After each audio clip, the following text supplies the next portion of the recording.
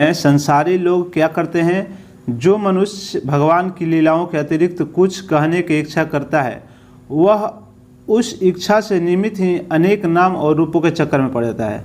देखिए यह लाइन बहुत महत्वपूर्ण है।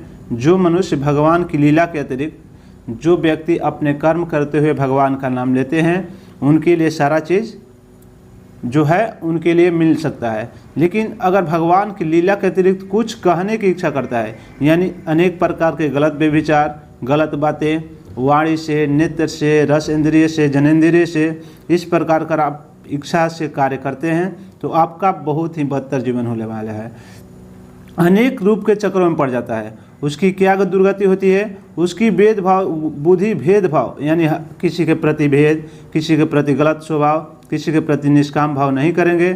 जैसे हवा के झकोरों में डगमगाती हुई डोगी को भी ठहरने और ठौर नहीं मिलता है। जैसे कि हवा आ जाए तो कहीं धूल होता है, कहीं कुछ होता है, चंचल हो जाता है। वैसे ही जो व्यक्ति काम भावना और अनेक प्रकार के कार्यों में लीन रहते हैं उसकी बुद्धि क्या होती है, चंचल रहती है, स्थिर नहीं पाती है। और संसारी लोगों का क्या स्वभाव होता है, तो संसारी लोग स्वभाव से ही विषयों में फंसे हुए हैं। यह श्रीमद् भगवत महापुराण में भी कहा गया है कि संसारी लोग हैं जो अपने विषय में फंसे हैं, और वही जो लोग विषय में फंसे नहीं हुए धर्म के नाम पर अपने आप में उन्हें पशु हिंसा युक्त अनेक प्रकार के गलत वचन, अपना धर्म छोड़कर मुख्य धर्म ऐसा निश्चय करके निषेध कार्य करने वाले वचनों को ठीक से नहीं मानते हैं।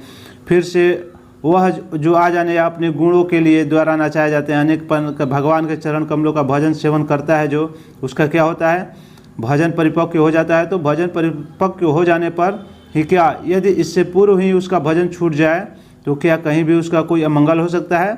अगर जो भगवान का भजन करता है उसका कभी भी अमंगल नहीं होता है। बुद्धिमान मनुष्य को चाहिए कि उसकी प्रकृति के लिए जो भी आपको कार्य मिला हुआ है प्राप्ति के लिए प्रयत्न करें, जिनको तिनके से लेकर ब्रह्म प्रयत्न समस्त ऊंची नीची योनियों में कर्म का फलस्वरूप आने जाने पर भी प्राप्त नहीं होता है। यानी अगर आप गलत कार्य करेंगे तो अनेक प्रकार के निचले योनि में डाल दिए जाएंगे और संसार के विषय सुख में हैं। तो जैसे बिना चेष्टा के दुख मिलते हैं वैसे ही आपको कर्म के फल के रूप में अची तन्य गति समय के फेरबदल सबको सर्वत्र स्वभाव से ही मिल जाती है।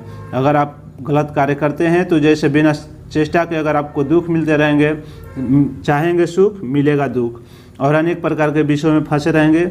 इस प्रकार भगवान व्यास जी जो भगवान के श्री कृष्ण के चरण बिंदु का सेवक है, वह भजन न करने वाले कर्मी मनुष्य के समान देवता या बुरा भाव हो जाने पर भी जन्म मृत्यु के संसार में नहीं आता है। यानी देख सकते हैं भगवान की सेवा करने वालों की क्या दुर्गति होती है और सेवा नहीं करने वाले की क्या दुर्गति होती है।